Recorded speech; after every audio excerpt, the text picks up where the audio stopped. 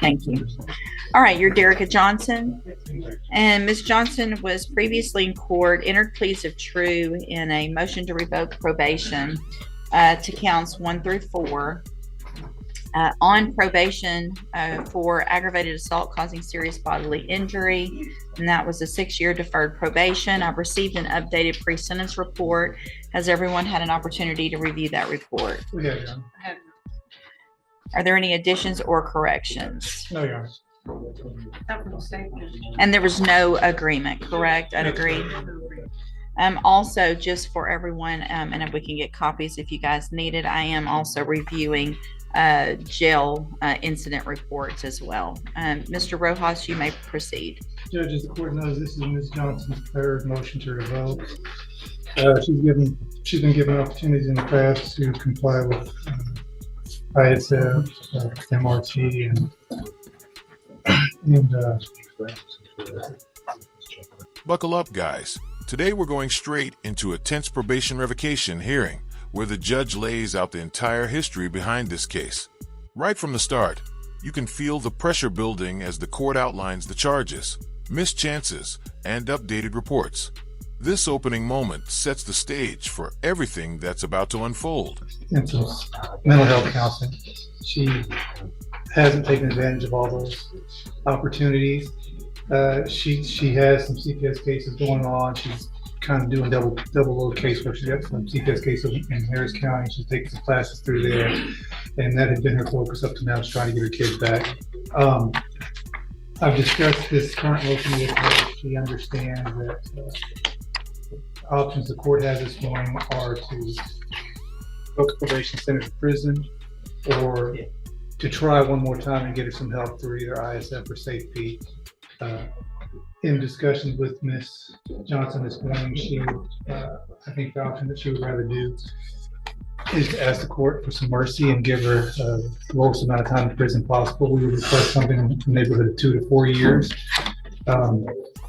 She, at this point, doesn't feel that she needs a drug treatment, and the ISF program is this thing that, well, she was removed last time because she's pregnant. She's not pregnant right now, so I think this would be the perfect time for her to get ISF and get that help.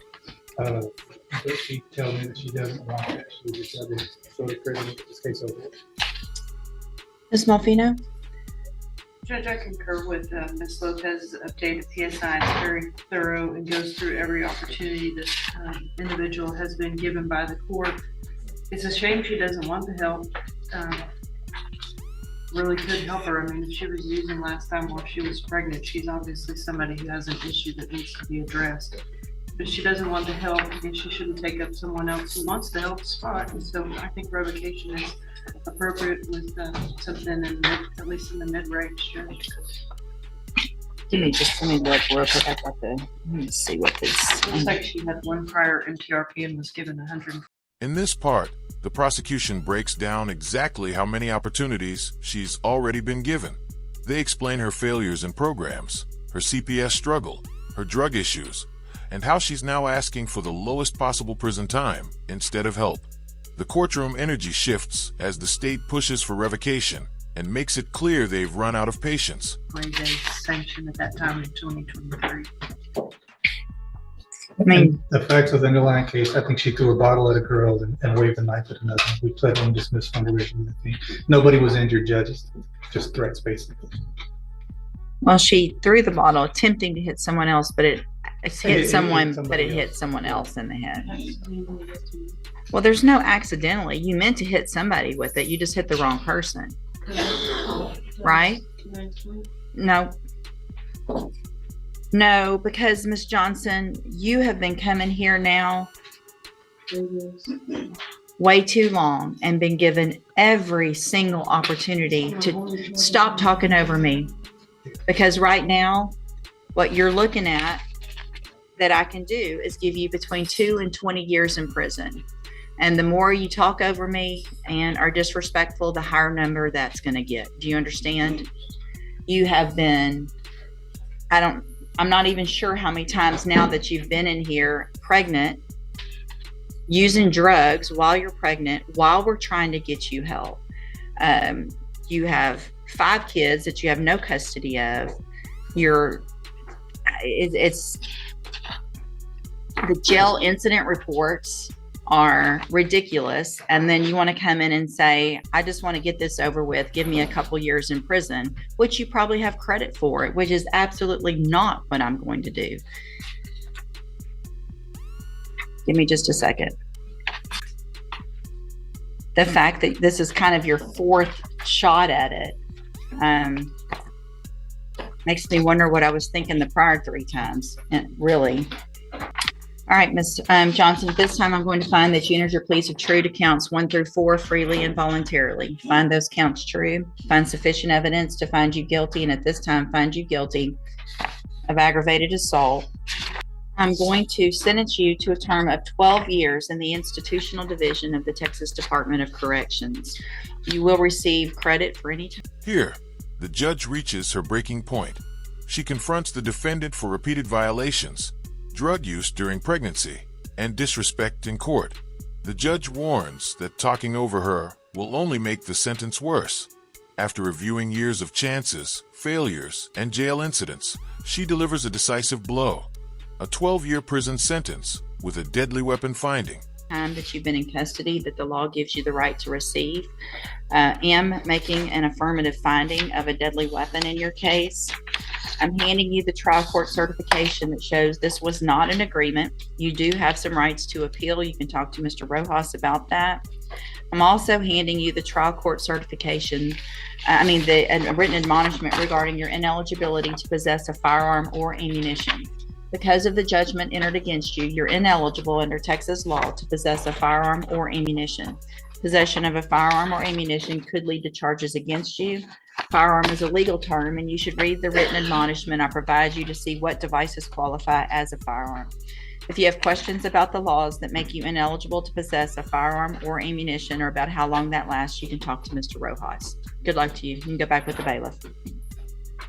Ms. Holmes, you may proceed. Thank you, Your Honor. As the court can see, Mr. De La Rosa is an amputee, which he suffered from an injury a few years ago. Your Honor, we're requesting if the court would consider probation. I believe that Mr. De La Rosa would benefit from being on a mental health caseload as well. He does suffer from some mental issues that I feel that would be beneficial if he could receive care through either MHMR or Spindletop. He understands that he does have prior convictions, so as a convicted felon, he cannot possess a firearm.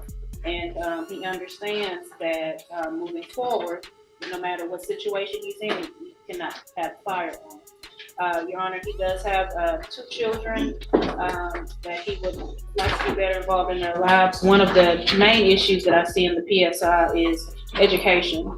He has a 6th grade education. I think it would also benefit if A new case begins as the defense pleads for probation for the next defendant. They highlight his injuries, mental health needs, lack of education, and hope for GED support. They argue he's willing to change, avoid bad influences, and follow every treatment plan.